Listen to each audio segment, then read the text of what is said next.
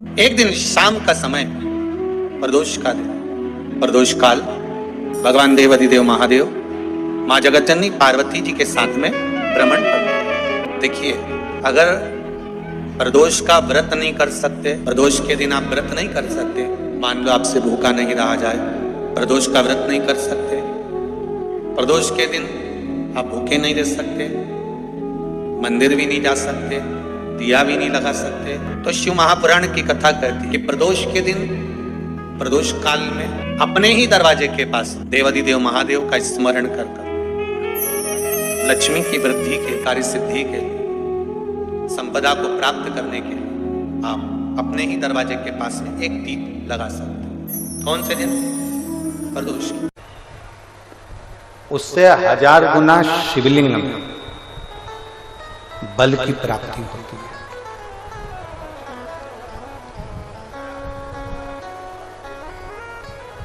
प्रदोष के दिन यदि आपको कहीं से शमी पत्र मिल जाए, प्रदोष के दिन यदि कहीं से आपको शमी पत्र मिल जाए और प्रदोष काल में, प्रदोष का जो समय होता है, शाम का जो समय होता है प्रदोष काल,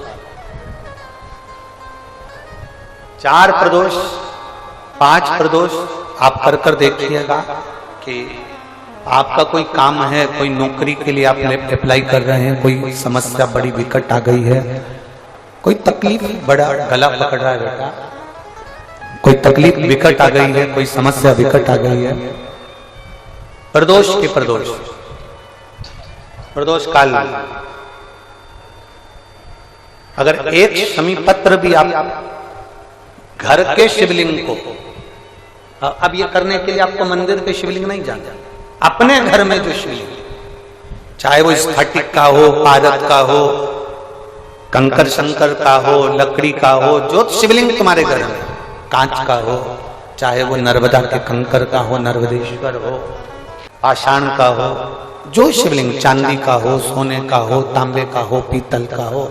जो शिवलिंग तुम्हारे, एक शमी पत्र यदि आप भगवान शंकर के शिवलिंग पर समर्पित कर रहे हो और उस शमी पत्र को उठाकर रात्रि को 9:15 की जो एक मुहूर्त होता है, एक समय होता है, जिस समय पर हम अपने मन की बात भगवान शंकर को कहते हैं, पूर्व में भी इसका वर्णन हम कर चुके हैं कथाओं में, उस 9:15 पर वो शमी पत्र को उठाकर एक कागज में, एक कटोरी में उसको रखते थे। 4 या 5 प्रदोष के उस शमी पत्र को अपने पास में रखिए और जिस कार्य के लिए जा रहे हो उसको जेब में ऊपर के भाग में उसको रखकर लेकर जाइए, आपका वो कार्य सफल होकर ही रहेगा, वो रुक नहीं सकता। शमी पत्र में इतना बल होता है, प्रदोष का जो शमी पत्र होता है वो बड़ा बलवान होता है, बड़ा बल। किसी भी प्रदोष के दिन, प्रदोष काल में एक बार लगा दे, उसके बाद में अपनी कामना कर बेलपत्री, एक छोटा सा उपाय अवश्य करिएगा। अगर बच्चे कोई एग्जाम में बैठ रहे हैं या कंपटीशन एग्जाम है या नौकरी के लिए अप्लाई कर रहे हो, मान लो 4-6 महीने से बैठे हो, 8 महीने से बैठे हो, सर्विस नहीं है, नौकरी नहीं है, तो एक छोटा सा उपाय अवश्य करिएगा शिव महापुराण का। महाराज बेलपत्री के पेड़ के नीचे विराजमान होकर, बेलपत्री के पेड़ के नीचे जिसको नौकरी के लिए या एग्जाम में बैठ रहा है वो जल चढ़ाए, बेलपत्री के पेड़ के नीचे थोड़ा सा दूध चढ़ाए, फिर जल चढ़ाए और अपने राइट भाग में घी का दिया और अपने लेफ्ट भाग में तेल का दिया। किसी भी प्रदोष के दिन, प्रदोष काल में एक बार लगा दे, उसके बाद में अपनी कामना कर बेलपत्री के पेड़ के नीचे धोख लगाकर प्रणाम कर आ जाए और चले जाए इंटरव्यू के लिए, बाबा उत्तीर्ण करा ही देगा, नौकरी दिलाई। जिस दिन रविवार की प्रदोष पड़े उस दिन एक लाल वस्त्र में पीली सरसों रखकर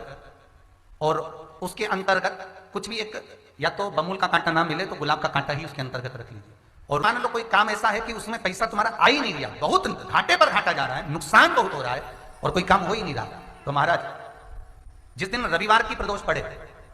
उस दिन एक लाल वस्त्र में पीली सरसों रखकर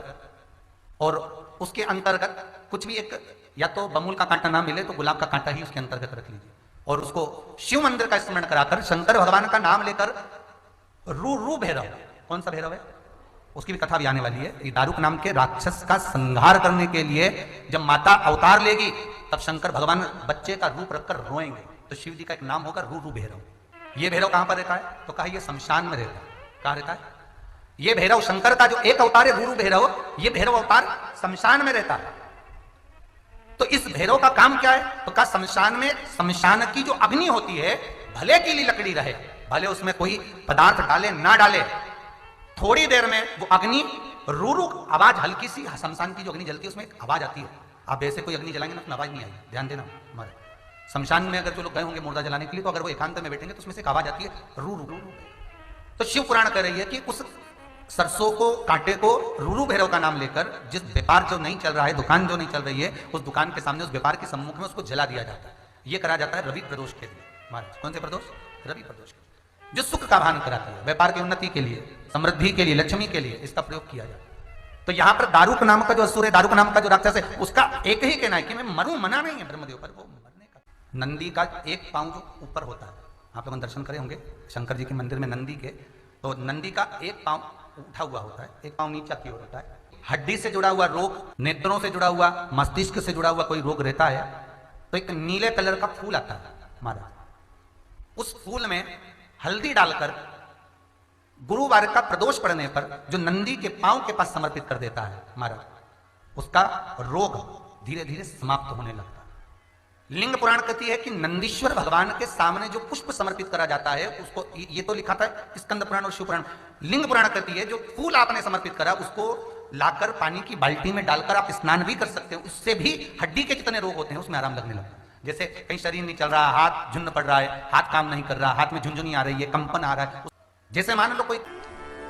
चाहे वो शनिचरी प्रदोष हो, चाहे रविवार की हो, सोमवार की हो, मंगल की हो, बुधवार की हो,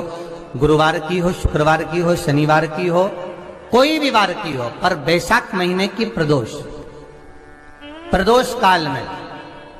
शाम का समय सूर्य डूब रहा हो, बस डूबा ही हो, और उस समय पर सूर्य के डूबन के तुरंत बाद बाबा को धतूरे के साथ में बेलपत्री ना चढ़ाते हुए बेलपत्री के वृक्ष के 7 कांटे बाबा के शिवलिंग पर समर्पित करे जाते हैं महाराज, अपनी जिंदगी में अड़चनों को हटाने के लिए। फिर आप जिस व्यापार में उतरे, जिस व्यवसाय में उतरे, जिस नौकरी में उतरे, आप दिल से करें, आपको तरक्की मिलेगी। आप हार नहीं सकते, नीचे नहीं आ सकते, उन्नति पर ही चढ़ेंगे। प्रदोष